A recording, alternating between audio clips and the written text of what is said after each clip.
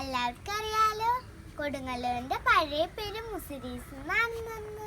മുസിരീസ് പദ്ധതിയിൽ ഉൾപ്പെടുത്തിയിട്ടുള്ള കോട്ടപ്പുറം കോട്ടയിലാണ് ഞങ്ങൾ ഇപ്പോൾ ഉള്ളത്.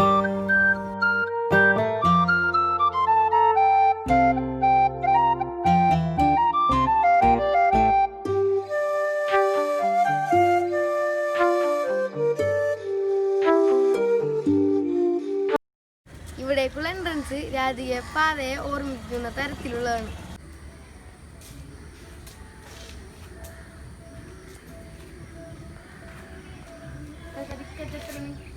ഇപ്പൊ ടിക്കറ്റ് കോവിഡിന്റെ കാരണം പാക്കേജ് ഒന്നുമില്ല. അപ്പൊ ഇതായിട്ടുള്ള ഇൻഡിവിജ്വൽ ടിക്കറ്റ് എന്ന് പറഞ്ഞിട്ടുള്ളതാണ്. അത് 550 രൂപ ടിക്കറ്റിന്. അപ്പൊ ഭക്ഷണം മറ്റുള്ള കാര്യങ്ങളൊന്നും ഇല്ല ഇപ്പൊ. അപ്പൊ ടിക്കറ്റ് കൊടുക്കുന്നത് ഇവിടെ അല്ല, കോട്ടപ്പുറം മാർക്കറ്റിലില്ല. മാർക്കറ്റിന്റെ ഓപ്പോസിറ്റിൽ വാട്ടർ ഫ്രണ്ട് എന്ന് പറഞ്ഞ സ്ഥലമുണ്ട്. അതിൻ്റെ അവിടെ ഇതുമായി ബന്ധപ്പെട്ട് ഇങ്ങനെയുള്ള കാര്യങ്ങളൊക്കെ നടക്കും. അവിടെ നിന്ന് സ്റ്റാർട്ടിങ്. ഇപ്പം ഈ കോവിഡിൻ്റെ പശ്ചാത്തലത്തിൽ പകുതി പേരെ കൊണ്ടുപോകുള്ളൂ ഒരു ബോട്ടിൽ. 12 പേരെ, 24 പേര് പോകുന്ന ബോട്ട് എന്നുള്ളത് അതിൽ 12 പേരെ കൊണ്ടുപോകും. വാട്ടർ ടാക്സി എന്ന് പറയുന്നത് 6 പേര്, അതിൻ്റെ അകത്ത് 3 പേര്. ഇതിൻ്റെ അകത്തൊന്നും ഫുഡ് ഇപ്പോൾ അലൗഡ് അല്ല, ഈ കോവിഡുമായി ബന്ധപ്പെട്ടതിൻ്റെ ഭാഗമാണ്. പിന്നെ ഈ വാട്ടർ ടാക്സി തന്നെ നമുക്ക് 15 മിനിറ്റ് വേണമെന്നുണ്ടെങ്കിൽ, അതുപോലെയുള്ള സമയത്തിന് വേണമെന്നുണ്ടെങ്കിൽ അവിടെ ഈ വാട്ടർ ഫ്രണ്ടിൻ്റെ അവിടെ നിന്ന് പോകാം. അത് എത്ര സമയം വേണമെങ്കിലും, മണിക്കൂറുകൾ വേണമെന്നുണ്ടെങ്കിൽ നമുക്ക് വിളിച്ചും കഴിഞ്ഞ് പോകാൻ ഉള്ള സൗകര്യങ്ങളുണ്ട്. അത്രയും കാര്യങ്ങളാണ് ഇപ്പോൾ അവിടെ ഉള്ളത്. പിന്നെ രാവിലെ 10 മണി തൊട്ടും കഴിഞ്ഞ് വൈകിട്ട് 5 മണി വരെയാണ് ഇതിൻ്റെ പാക്കേജിൻ്റെ സമയം. അല്ലെങ്കിൽ ഫുഡ്, വെൽക്കം ഡ്രിങ്ക്, അങ്ങനെയൊക്കെയുള്ള കാര്യങ്ങൾ വരുമ്പോൾ തന്നെ നിങ്ങൾക്ക് വെൽക്കം ഡ്രിങ്ക് തരും ഗസ്റ്റുകൾക്ക്. പിന്നെ അതിന് ശേഷം ഓരോ സ്ഥലങ്ങളിൽ പോകുന്നുണ്ട്. അപ്പോൾ പോകുമ്പോൾ ഈ കോട്ടയിൽ വരും. അതിന് ശേഷം നമ്മൾ പാലിയത്ത് പോകും, പിന്നെ പറൂർ സിനഗോഗ് പോകും. അതിന് ശേഷം ഈ സഹോദരൻ അയ്യപ്പനിൽ പോകും, പിന്നെ മുഖത്ത് പോകും. നമ്മുടെ ഇതാവില്ല, അത് കാണാം. അങ്ങനെയുള്ള കാര്യങ്ങളൊക്കെ വളരെ രസകരമായിട്ടുള്ളൊരു ഇതും. കൂടുതൽ വിശദമായിട്ടുള്ള വിവരങ്ങൾ വേണമെന്നുണ്ടെങ്കിൽ അവിടെ ഒരു ഫോൺ നമ്പർ തരാം. ഇല്ല അതുണ്ടെങ്കിൽ അത് തരാം. ഇത്തരം കാര്യങ്ങളിൽ ഇതുമായിട്ട് വേണ്ട. ഇവിടെ എന്ന് പറയുന്നത് കോട്ടയം. ഇത് ഈ 1502 മുതലുള്ള ഇതാണ്. പോർച്ചുഗീസുകാർ വന്നും കഴിഞ്ഞ് കോട്ട നിർമ്മിച്ചതാണ് ഇതിൻ്റെ ചരിത്രം. അത് ഗൈഡ് ഉണ്ടാവും ഇതിനകത്ത് കൂടെ നിങ്ങൾക്ക്, ബോട്ടിൽ കൂടെ. അപ്പോൾ കൂടുതൽ വിദ്യാർത്ഥികൾക്കും മറ്റുള്ള കുട്ടികളൊക്കെ നിങ്ങൾക്ക് പഠിക്കാനും ഉള്ള കാര്യങ്ങൾ ഉണ്ടാവും. അത്രയും കാര്യങ്ങളും ഇതുമായി ബന്ധപ്പെട്ടും ഞാൻ പറയാനും. ഞങ്ങള് കഴിഞ്ഞ ദിവസം വന്ന് പോയതാട്ടോ. ഞങ്ങൾ ഗൂഗിൾ ചെയ്ത് നോക്കിയപ്പോൾ 6 മണി വരെ ആയിരുന്നു ടൈം. പക്ഷെ കോവിഡ് ആയ പിന്നെ 5 മണിയായി. വാ, നമുക്ക് ഇതിനകത്തോട്ട് പോയി നോക്കാം എന്തൊക്കെയാ ഉള്ളതെന്ന്.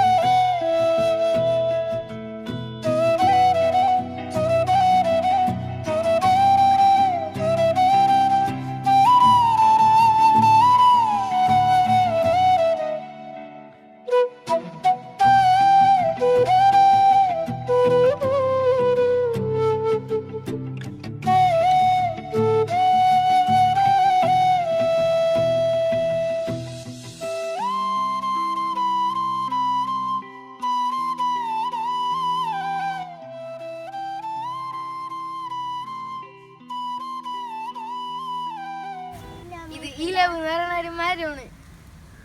ഈ മരത്തിന്റെ സൈഡില് 3-4 പേര് നിന്നാലും ആരും കാണൂല. ഇത് വലിയ മരമാ.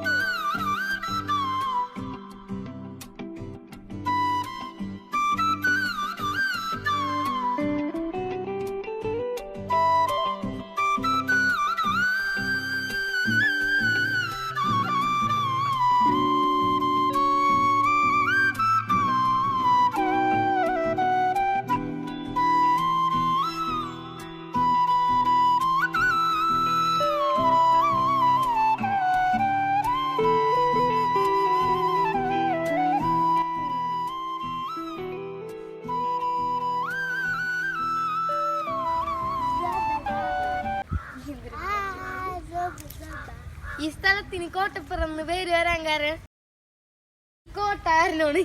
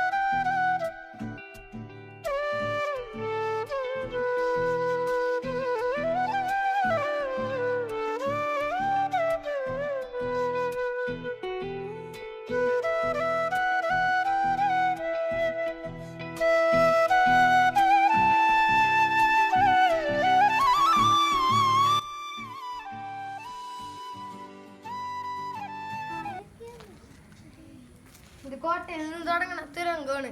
ഇത് എവിടെ നിന്ന് അവസാനിക്കണെന്ന് അറിയില്ല.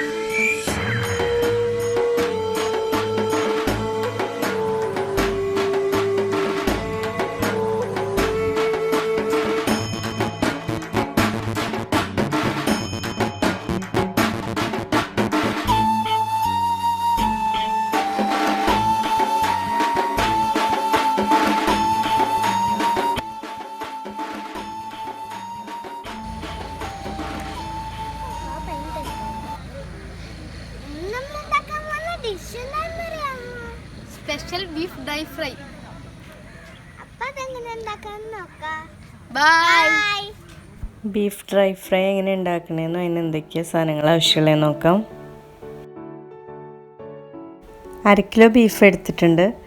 നന്നായിട്ട് കനം കുറച്ച് നീളത്തിലായിട്ടാണ് കട്ട് ചെയ്തെടുത്തേക്കണേ. ഇതാ കണ്ടില്ലേ, ഇതുപോലെ. ബീഫ് മേടിക്കുമ്പോൾ കട്ട് ചെയ്യാതെ മേടിച്ചിട്ടുണ്ടെങ്കിൽ ഒറ്റ പീസായിട്ട് മേടിച്ചാൽ നമുക്ക് സിമ്പിളായിട്ട് തന്നെ ഇങ്ങനെ കട്ട് ചെയ്തെടുക്കാവുന്ന. ചിക്കനൊക്കെ ആണെങ്കിലാണ് കുറച്ച് പ്രയാസം ബോൺലെസ് ആക്കിയൊക്കെ എടുക്കാൻ. ഇത് നമ്മൾ ഈ ഡ്രാഗൺ ചിക്കനൊക്കെ കട്ട് ചെയ്യുന്ന അതേപോലെ തന്നെ. അതിന് തന്നെ ഒരു മസാലക്കൂട്ട് ഉണ്ടാക്കിയെടുക്കാം. അതിന് വേണ്ടിയിട്ട് 1/2 ടീസ്പൂൺ മുളക് പൊടിയും 1/4 ടീസ്പൂൺ മഞ്ഞൾപ്പൊടിയും 1/2 ടീസ്പൂൺ ഗരം മസാലപ്പൊടിയും ആവശ്യത്തിന് ഉപ്പ് കൂടി ചേർത്ത് മിക്സ് ചെയ്യാം. നന്നായി കഴുകി വെള്ളമൊക്കെ വാർന്ന് വെച്ചേക്കണ ബീഫിനകത്തേക്ക് മസാലക്കൂട്ട് ചേർത്ത് കൊടുക്കാം. ബീഫ് നന്നായി വേവിച്ചെടുത്തതിന് ശേഷമാണ് ഫ്രൈ ചെയ്യുന്നത്. അപ്പോൾ എന്താ വെച്ചാൽ ബീഫിനകത്തേക്ക് ഈ മസാലയൊക്കെ നന്നായി പിടിച്ച് നല്ല ഒരു ഫ്ലേവർ ഓൾറെഡി കുക്ക് ചെയ്തെടുക്കുന്ന ബീഫിനകത്തുണ്ടായിരിക്കും. ഞാൻ കുക്കറിനകത്താണ് ബീഫ് വേവിക്കുന്നത്. ഫുൾ ഫ്ലെയിമിൽ ഒരു വിസിൽ വന്നതിന് ശേഷം തീ കുറച്ചിട്ടിട്ട് 20 മിനിറ്റ് ആണ് എനിക്ക് കുക്കിംഗ് ടൈം. നല്ല ടെൻഡറായിട്ടുള്ള ഇളം ബീഫാണെന്നുണ്ടെങ്കിൽ അത്രയും വേവ് ഉണ്ടാവില്ല. അപ്പം അതിനനുസരിച്ച് നിങ്ങളുടെ ബീഫിൻ്റെ കുക്കറിൻ്റെ ഒക്കെ ടൈം അനുസരിച്ച് ഒന്ന് അഡ്ജസ്റ്റ് ചെയ്യാം.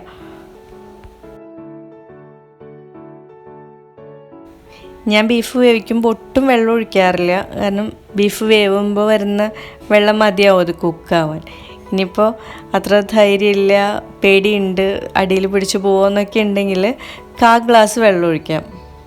പൊടികളൊക്കെ നന്നായിട്ട് ബീഫിൽ തിരുമ്മി പിടിപ്പിച്ച് വേവിച്ചെടുക്കാം. ബീഫ് വേവിച്ചെടുത്തിട്ടുണ്ട്. ഒട്ടും വെള്ളം ഉണ്ടായിരുന്നില്ല ഇതിനകത്ത്, എന്നാൽ കുക്കായി വന്നിട്ടുണ്ട്.